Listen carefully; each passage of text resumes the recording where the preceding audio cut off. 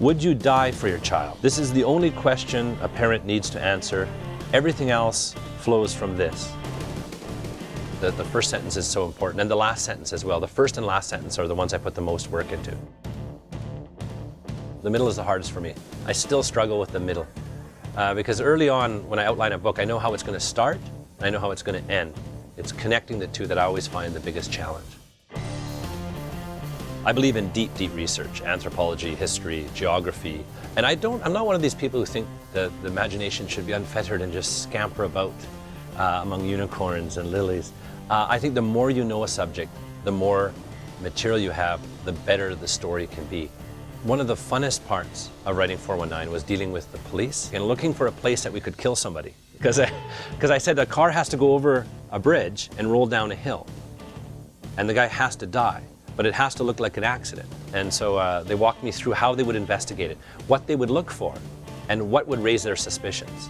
And I think just the little boy in you comes out hanging out with policemen, looking at crime scenes investigations. So that was quite fun. Because it's not a healthy way to make a living. I mean, it's really not.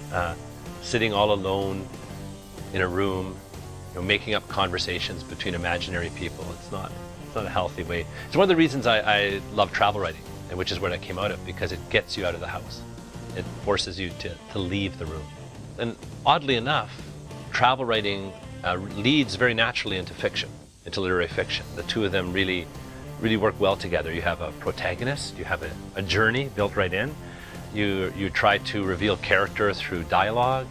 You try to evoke a place through description rather than just giving a tally. So the transition from travel to fiction is very natural. You have to promote your work. I mean, there's so much noise out there. And it's kind of presumptuous for an author to say, I will write this book and then I will sit back and the world will come to me and acknowledge my genius. I think you have to get out there. You have to engage with the media. So once a book is out there, that's only the first step. If no one reads it, what's the point?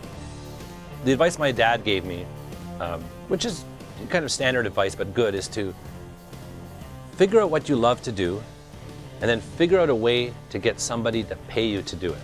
So I managed to do that. So I'm very content.